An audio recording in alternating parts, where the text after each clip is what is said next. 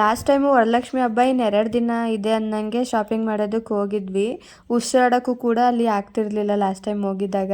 ಹಾಗಾಗಿ ಈ ಸಲ ಆ ಥರ ತಪ್ಪು ಮಾಡ್ಕೊಳ್ಳೋದು ಬೇಡ ಅಂತ ಅಂದ್ಬಿಟ್ಟು ಗೌರಿ ಗಣೇಶ ಹಬ್ಬಕ್ಕೆ 1-2 ವಾರ ಮುಂಚೆನೇ ಹೋಗಿದ್ವಿ ಶಾಪಿಂಗ್ ಮಾಡೋಕ್ಕೆ. ಮಮ್ಮಿನೂ ಎಲ್ಲ ಬಟ್ಟೆ ತೊಗೊಳ್ಬೇಕಾಗಿತ್ತು. ಹಾಗೆ ನಮ್ಮ ಮಾವ ಅವರು ತಗೊಳ್ಬೇಕಿತ್ತಲ್ಲ, ಅದು ಎಲ್ಲ ದುಡ್ಡು ಹಾಕಿದ್ರು. ಹಾಗಾಗಿ ಮಮ್ಮಿನೇ ತಗೊಳ್ಳಿ ಅಂತ ಅಂದ್ಬಿಟ್ಟು ಆ ಸ್ಯಾರಿಗಳನ್ನೂ ಎಲ್ಲ ತೊಗೊಂಡು ಬಂದು ಮಮ್ಮಿ ಎಲ್ಲನೂ ಮನೇಲಿ ಚೆಕ್ ಮಾಡಿ ಅವ್ರಿಗೆಲ್ಲ ಫೋಟೋಸ್ನ ಕಳಿಸ್ತಾಯಿದ್ರು. ಇನ್ನು ನಮ್ಮ ಅತ್ತಿಗೆ ಊರಲ್ಲಿ ಮಕ್ಕಿ ಹಬ್ಬ ಇತ್ತು. ಇದೇ ಟೈಮಲ್ಲಿ ನಾನು ಅವ್ರನ್ನ ಗೌರಿ ಹಬ್ಬಕ್ಕೆ ಕರೆದಂಗೆ ಆಗುತ್ತೆ ಅಂತ ಹೇಳಿಬಿಟ್ಟು ಅವ್ರಿಗೂ ಒಂದು ಸೀರೆ ತಗೊಂಡು ಹೋಗಿದ್ದೆ.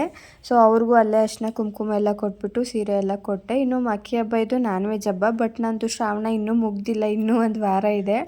ಹಾಗಾಗಿ ಜಾಸ್ತಿ ನಾನೇನು ರೆಕಾರ್ಡೇ ಮಾಡೋದಕ್ಕೆ ಹೋಗಲಿಲ್ಲ ನಾನ್ ವೆಜ್ದು.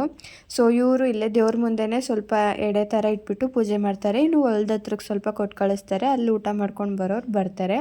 ಇನ್ನು ಅವರೆಲ್ಲ ನಾನ್ ವೆಜ್ ತಿಂದರು, ನಾವು ಬೇಳೆ ಸಾಂಬಾರು ವಡೆ ಸೌತೆಕಾಯಿ ಇದರಲ್ಲೇ ಮುಗಿಸಿದ್ವಿ. ಇನ್ನು ನಮ್ಮ ಸೌಮ್ಯಕ್ಕ ರಕ್ಷಾಬಂಧನ ಮುಗ್ದಾದ್ಮೇಲೆ ಈ ಹಬ್ಬ ಬರುತ್ತಲ್ವ, ಸೊ ಅಣ್ಣ ತಮ್ಮದಿರಿಗೆಲ್ಲ ಇವತ್ತೇ ರಾಖಿ ಕಟ್ಬಿಡ್ತಾರೆ. ಇನ್ನು ಅವರು ಎಲ್ಗೂ ಹೋಗೋಕ್ಕೆ ಟೈಮ್ ಇರಲ್ಲ, ಇನ್ನು ನಾವು ಹೋಗೋದಕ್ಕೆ ಟೈಮ್ ಇರೋದಿಲ್ಲ ಅಂತ ಅಂದ್ಬಿಟ್ಟು ಇವತ್ತೇ ಎಲ್ಲರಿಗೂ ರಾಖಿ ಕಟ್ತಾರೆ. ಸೊ ಎಲ್ಲರೂ ಕಟ್ಟಾದ್ಮೇಲೆ ಚರಿಗೂ ಕೂಡ ಕಟ್ಟಿಸ್ಕೋಬೇಕು ಅಂತ ಆಸೆ ಆಯಿತು. ಹಾಗಾಗಿ ಮಕ್ಕಳೆಲ್ಲ ಇದ್ರಲ್ಲ, ಅವ್ರ ಕೈಲೇ ಕಟ್ಟಿಸ್ಕೊತಾ ಇದ್ರು. ನಮ್ಮ ಚರಿಗೆ ಈ ಥರ ರಾಖಿ ಎಲ್ಲ ಕಟ್ಟಿಸ್ಕೊಳ್ಳೋದಂದರೆ ತುಂಬಾ ಇಷ್ಟ. ಸೊ ಇದಾಗಿತ್ತು ನನ್ನ ಇವತ್ತಿನ ಒಂದು mini blog. Thank you for watching.